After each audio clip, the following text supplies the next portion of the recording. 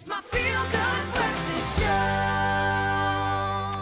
Welcome back. You are live with Expresso. If I look like a kid in a candy store, it's because my mind has been blown this morning, delving into the culture of Japan. It is so nuanced. There are so many wonderful areas to delve into and really celebrate. And we're now going to move to one that I think maybe confuses quite a few people. The intricate and delicate kimono, which represents good fortune, is instantly recognizable, I think, as traditional Japanese attire. Yet many people may confuse the formal kimono with the more informal yukata, worn by both men and women. Both styles are equally stunning, and we're about to learn a little bit more as Consul Jiro Nishimura joins us again, and this time along with his wife, Mrs Junko Nishimura. Welcome once again to both of you. Consul Nishimura-san, what is the kimono traditionally made from? Grandson, the kimono made from silk, in principle. It's absolutely stunning. The designs are beautiful, and obviously it's a part of Japanese. The brand of Japan is very much displayed through this. What are the main differences between the kimono and the yukata? I know, Mrs. Nishimura, your English isn't very strong, but I don't know if you want to answer that. What is the difference between the kimono and the yukata? 僕が答えた方がいいですか? So, she just shy to speak in English, so I replied to the question. So, kimono is more formal attitude or garment, and yukata is rather the informal garment, and we can't perhaps use the yukata in formal occasions for the ceremony or something like that. Okay. Because I would imagine that the styles have been updated as much as Japanese culture deeps into and leans on its history. It's also very progressive. How has the design of the kimono and the yukata changed and developed, do you think? Yes, it's difficult to say, but the pattern is just changing with time.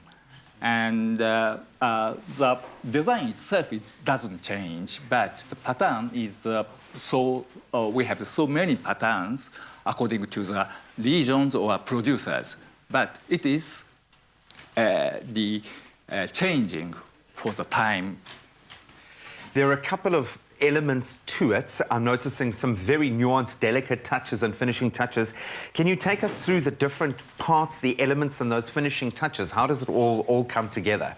Perhaps it is wise to stand there and 後ろ向いて. This is belt we call obi. Obi. Okay. And it is kimono dress, and obi is a set. And it is a very important part. And this is the kimono obi example. And from flat fabric, we will fold the obi as this wise. Absolutely beautiful.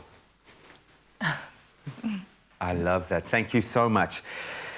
Consul, while we have you here, before we let you go, you obviously have an opportunity now to be here in South Africa, representing Japanese culture.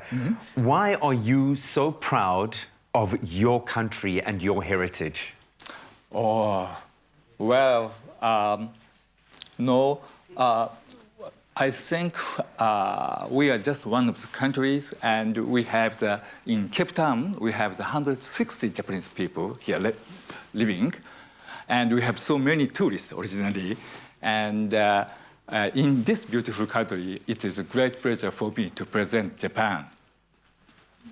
And it is an unbelievable pleasure for us to host you here. I say thank you to your nation for hosting the most amazing Olympic Games. I think the whole world fell in love with Japan as a result of the way that you treated the athletes and the way that the Games were put together. I've got one last phrase because I need to know this in case I have to see you again next week. How do I say, see you next week? 来週会いましょう. 来週. 来週. Raishu. I've got Mata Raishu. Mata raishu, yes. Is that all right as well? Yes. Mata Raishu. I've got to say to both of you, thank you so much for joining us this morning. We have thoroughly loved delving into your culture. I can understand why you are so proud to be here in Cape Town as a representative of your nation. But thank you to both of you for coming today to help to educate us and get us really excited about your amazing country. Thank you so much. Thank you very much. Thank you very Sai. much.